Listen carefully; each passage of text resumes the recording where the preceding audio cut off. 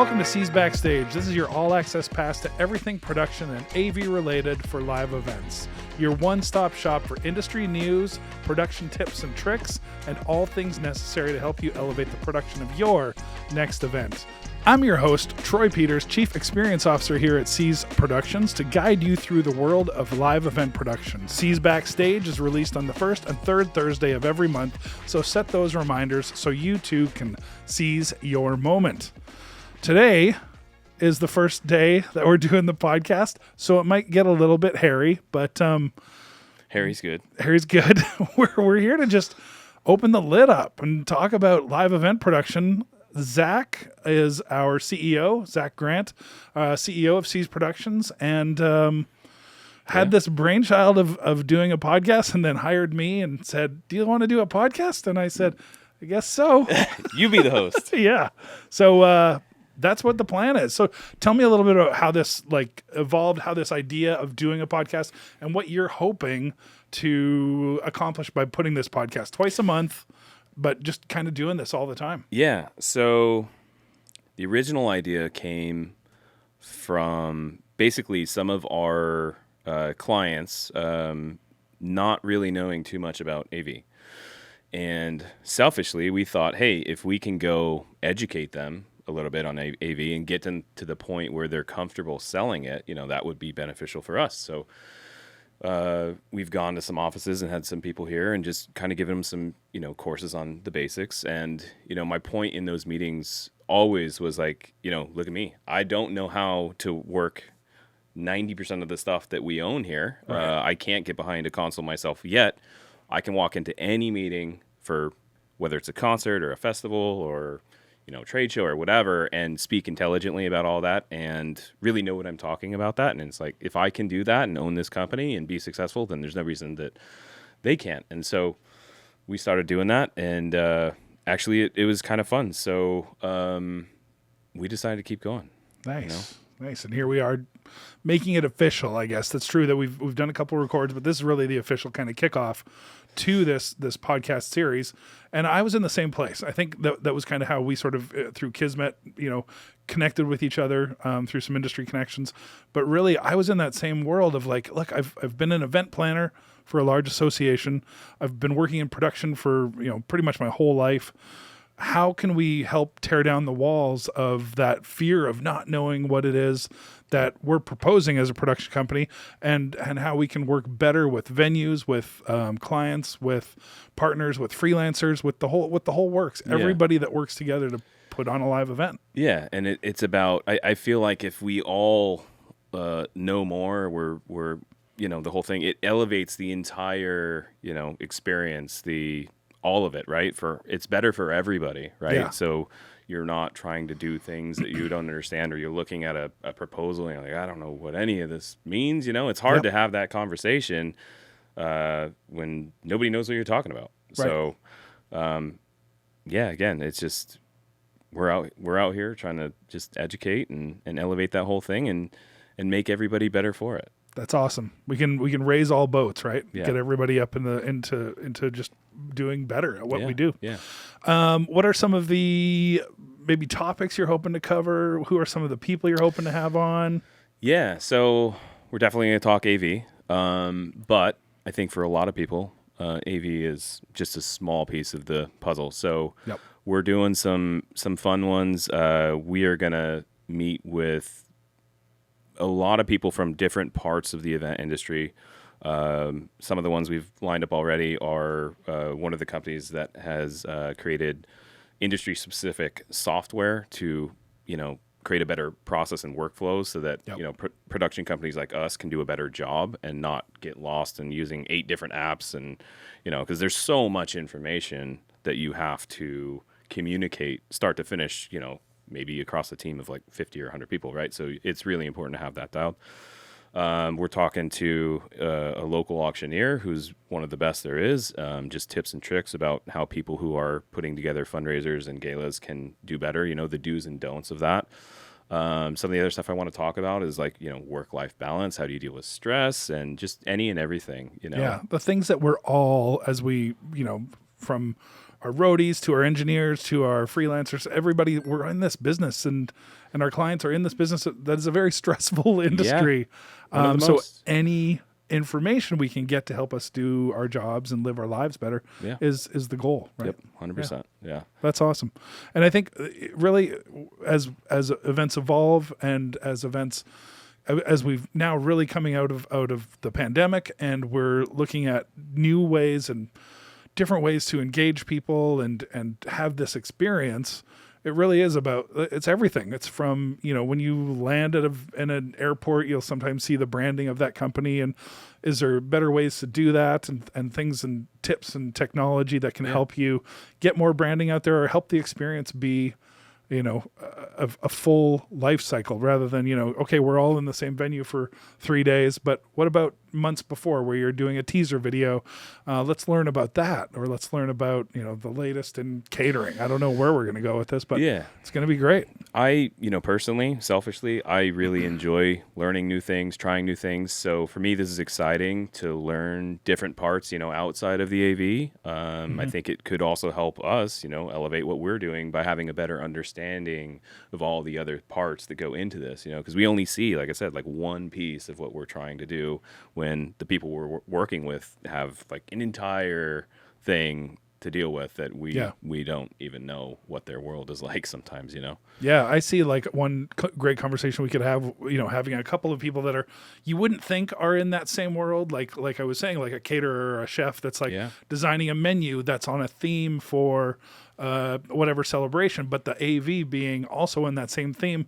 How did those two, even just talking about the colors that are going to be on the plate, and we've seen these events where we've done like projection onto the table, and you can see interaction on the table, but making that work with the food. I mean, you're talking about events that are going to be memorable for years to come. When somebody sees that, they're just right. It's mind expanding, right? And that's education. And I love how you said that every day you want to learn something. My father was like that, where he would always be like, I don't want to go through a day without learning something, because that's part of life, right? Being able to learn something new every day. I feel like if you're not growing, you're shrinking. It's one of the two, right? Nobody's like, our world moves so fast that, if you're not doing anything and advancing and growing and sharpening your skills, then, you're going backwards. Exactly. So absolutely. Tell us a little bit about C's Productions and the story of like what we do and how you've kind of become at the helm of the company. Just in a couple short sentences, what sets us apart? I don't know if I can keep it to a couple short sentences, but we started in the early 90s as an audio company, and my dad was the one who founded the company. He actually built his first PA out of leftover parts that he had accumulated while working at Guitar Center in the pro audio department, and that's how he built his first PA system. And he was meeting bands that would come in and buy stuff from Guitar Center. That's how he got going. So he did a lot of band gigs, and eventually built this thing, and had some other audio engineers working with him, and they all had their own van packed with the PA, and they go do sound for all the big bands. We all started there, right? Yeah. So he did that for a long time, and it grew and grew and grew. And when I got a little older, I went to college for business. I actually didn't know what I was going to do. I really didn't have any intention of getting into this industry, if I'm being honest. Right. I thought I went to school for marketing, and I thought I was going to go work for, honestly, like the NHL. And I grew up playing hockey, so I thought that would really be fun. I had a cousin that she was a marketer for the NHL, and she got to go to all the stadium games that were out there. And I was just like, oh, that would be so cool. Right. But anyway, so I went to business, and I had this opportunity where he was doing really well for what he was doing. Yeah, my dad was doing really well. Having a lot of success just by doing a good job running audio, and was able to grow this thing. And I'm like amazed at how well he was able to do without putting the energy into running this thing like a business, and not having, software. Like, we didn't have an inventory system, for one. And so he was building all his quotes and spreadsheets and all this stuff. And so anyway, I'm going through school, and I'm like, man, he is really doing all of this wrong, but he's successful. So what if I just start implementing some of this stuff, right? Let's see what happens. So I start doing that. It starts taking off. We're getting bigger and bigger. I start hiring a few people, keep replacing myself over and over. And after a while, now I'm the one driving the ship, Right on. So Yeah. yeah. It's all the rest of us are paddling. Yeah. It's going to be, but it's been amazing. And just getting to know, having come on board about 2 months ago and really kind of just getting to meet the team here, and the energy that's here is second to none. I mean, I've worked with all the best in the world as when it comes to production and event management, and to see the energy that's here and to see what you've put together and built in the new building, and really kind of getting out there and looking at just a better way to do the product of providing AV. It's not just a transactional, what you talk about always with our teams is it's not just transaction, it's this relationship we're trying to build. And that's fantastic. And this podcast is just going to be part of that. Yeah. And like culture is huge, when I go and hire people, and granted, it took me a while to learn this. I think my biggest takeaway from college was it's all about the team, right?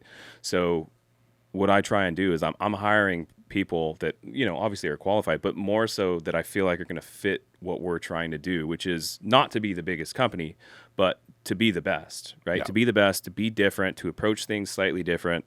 Like we are giving away part of our secret sauce here, right? Like Right. that's what we're doing. But that's the honesty that we really want to be. Exactly. Yeah. So I'm personally just super honest, super open, maybe more so than I should be at times, but I still would prefer that than being secretive. And I don't know, that's the vibe I like. I think the people that work here appreciate that. And, this is everything I wanted to do. I told you a while ago, we're doing everything that I saw that I wanted to do years ago, I love it. It's just so exciting. I love it. And we'll curse occasionally. Lots of cursing. When we get more comfortable, this could be going off the rails real fast.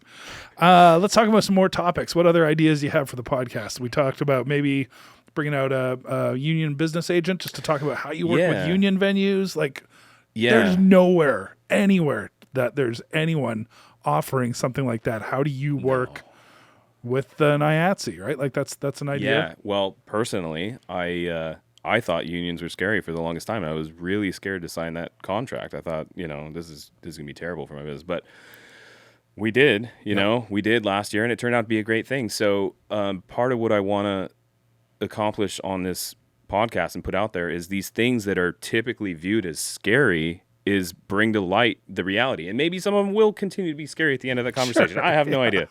But there's a lot of people out there thinking, the local 122 is, not something they want to do business with. Avoid business at the convention center. And you know what? My experience has been totally different. Like, they've been great to work with. They've bailed us out times where we had last minute things pop up last year.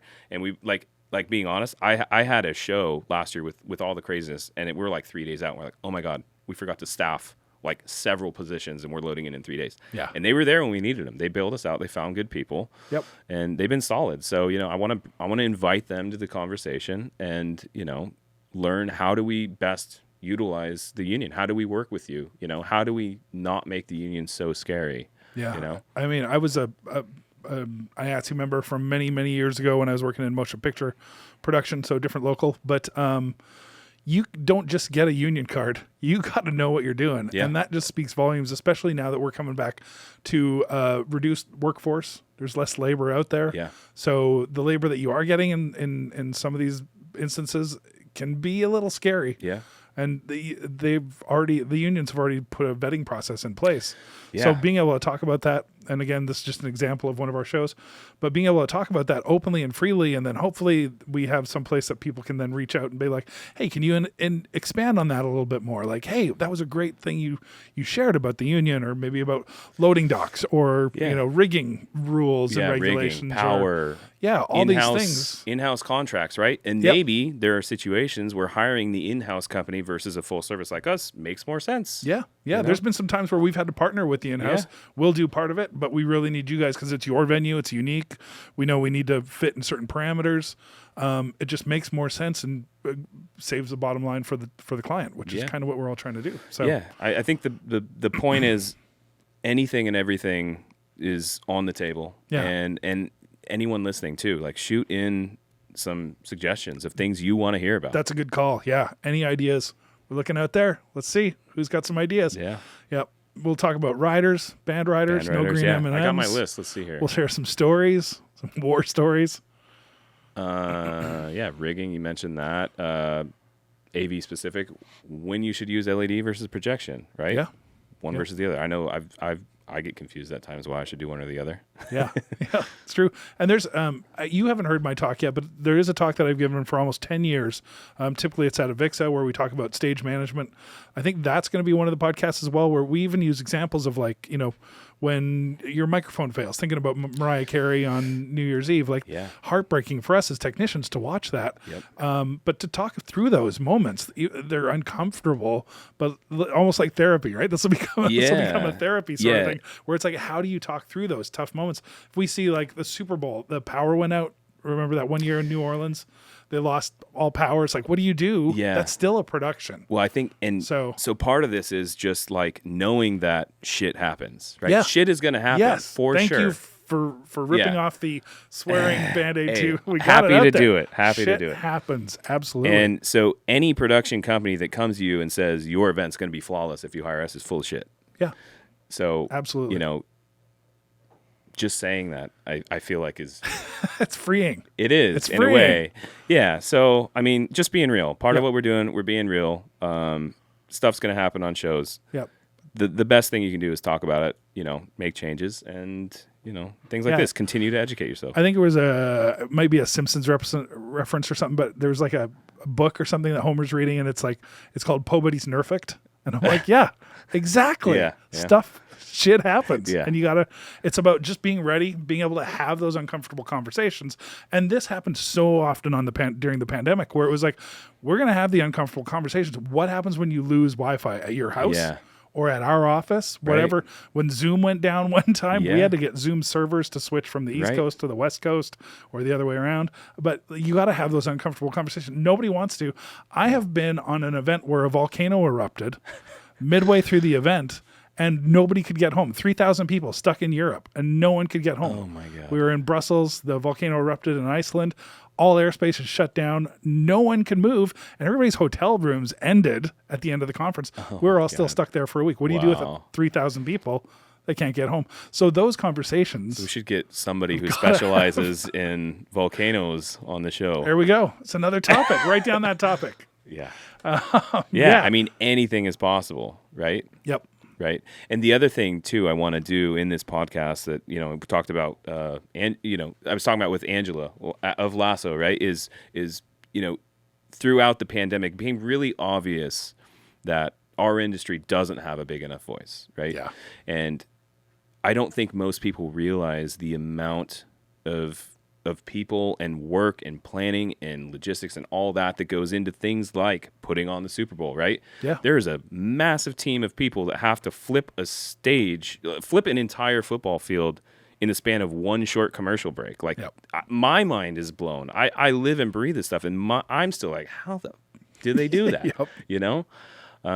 So yeah, it's that too, That's true. And there are things that I think, that do exist out there as far as lobbying and representing our industries a little bit, but I don't think, like you said, it's there, but not enough people know about it. Being able to do that, I think one of the guests we're going to have early on is one of the MPI chapter leaders, PCMA, and all just our industry voices. Give them another place for a sounding board, so that exactly we can all get better at what we do. Yeah, definitely. Cool. All right, what's the end goal here? Take a shot. That's right. We will have an episode where we will be drinking in the speakeasy. May or may not be the reason that I ended up coming here to work full time. I mean, it's because we do have a speakeasy on site, and you got to know the password to get in. But I think doing a podcast from there. I think we've got our virtual stage. We'll do it from there as well. Yeah. It's just going to be a fun world of collaboration and sharing stories. Yeah. It's just tears. Fun. Good times. Yeah.